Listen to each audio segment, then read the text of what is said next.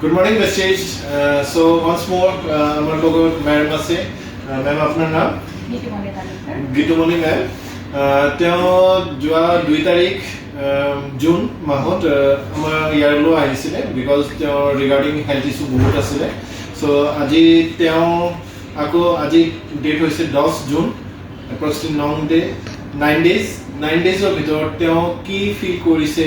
আৰু তেওঁৰ ইছ্যু কি আছিলে চ' তেওঁ মুখেদি জানো চ' গুড মৰ্ণিং মেম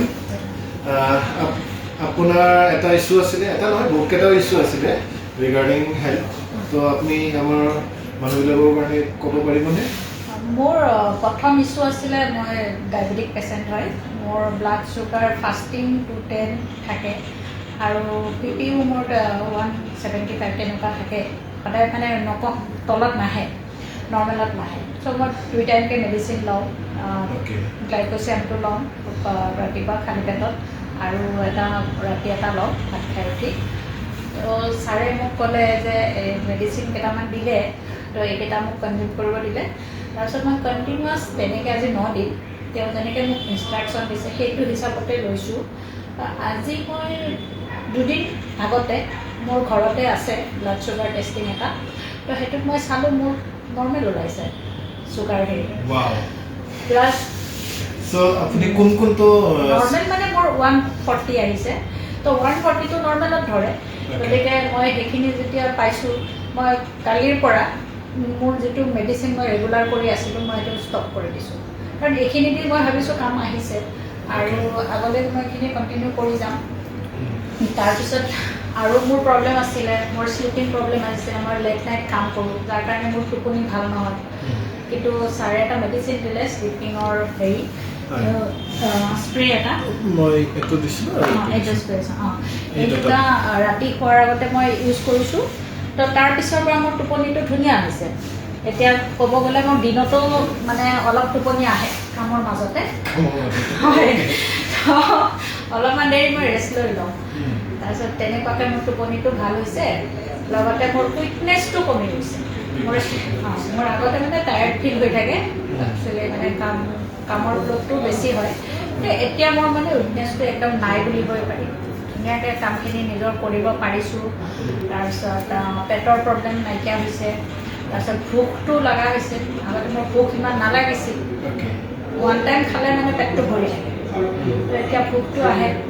খাবলৈ মন যায় সেইকাৰণে এটাৰ পিছত এটা খাই দিওঁ সো মেম আপোনাৰ আজি যদি চাওঁ এপ্ৰক্সিমেটলি 7 দিন এসপ্তাহৰ ভিতৰতে আমাৰ ভেষ্টিজৰ ছাপ্লিমেণ্টছৰ ইমান হিউজ পজিটিভ ৰিজাল্ট আপুনি ফিল কৰি আছে চ' আপুনি কি ভাবে মানুহবিলাকক কি জনাব বিচাৰে ৰিগাৰ্ডিং আমাৰ ছাপ্লিমেণ্টছৰ বিষয়ে মই ভাবোঁ যে মই যিখিনি ভুগি আছিলোঁ আজি মই ক'ব গ'লে 10 বছৰৰ পৰা ভুগিছোঁ মোৰ চুগাৰ মোৰ যেতিয়া মই প্ৰেগনেণ্ট আছিলোঁ তেতিয়াই পাইছিলে ধৰা কিন্তু মোৰ প্ৰেগনেঞ্চিৰ পিছত একচুৱেলি চুগাৰটো কমি যাব লাগিছিল নকমে মোৰ আজি ল'ৰাৰ 13 বছৰ বয়স তেতিয়াৰ পৰা মই চুগাৰত ভুগি আছোঁ মই কিমান মেডিচিন লৈ আছিলোঁ মানে মই নিজেও ভাবিব পাৰোঁ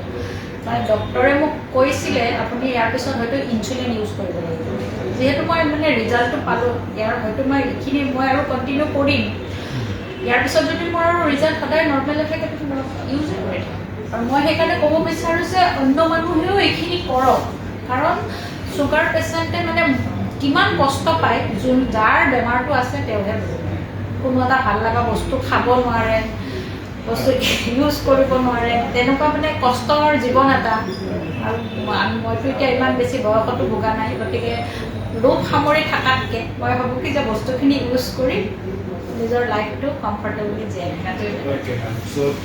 So guys and everyone, মেমৰ ৰিজাল্ট উইদিন 7 ডেজৰ ভিতৰতে মেমে পজিটিভ ৰিজাল্ট পাইছে চ' এইটো কিয় হৈছে বিকজ টোটেলি নেচাৰেল প্ৰডাক্টছ যোনটো হিলিং কৰে আপোনাৰ ভিতৰৰ পৰা অ'কে মই অলৱেজ কওঁ যে supplements is not like a medicine okay it's something difference it's something magical যোনে আপোনাৰ ভিতৰৰ পৰা ইনহেল মানে হিলিং কৰি দিয়ে ভিতৰৰ পৰা যদি কিবা সমস্যা হৈ আছে সেইবিলাক মানে আমি মেডিচিনৰ ওপৰত ডিপেণ্ডেঞ্চ হৈ যাওঁ ইয়েছ ইটছ অ'কে মেডিচিনটো লাগিবই অ'কে বাট মেডিচিনৰ লগত যেতিয়া ছাপ্লিমেণ্টছ কম্বিনেশ্যনত আহি যাব হেল্থ আপোনাৰ বডি নিজকে হিলিং কৰা ষ্টাৰ্ট কৰি দিয়ে আৰু এটা টাইমত এনেকুৱা হৈ যায় যে আপুনি ডেফিনেটলি ফিলিং কৰে যে লং টাৰ্ম যিবিলাক বেমাৰ হৈ আছে সেইবিলাক শ্বৰ্ট টাৰ্মতে ৰিকভাৰ হোৱা ষ্টাৰ্ট হৈ যায় চ' ইটছ আৱাৰ ৰিকুৱেষ্ট বেষ্টিজক ভালকৈ জানক वेस्टिजर विषय जानक वेस्टिजर सप्लीमेंट्सर पावर तो जानक because it's a powerful thing जो सबको नहीं मिलता है तो thank you very much thank you so much ma'am अपना फीडबैक करने सो विश यू वेल्थ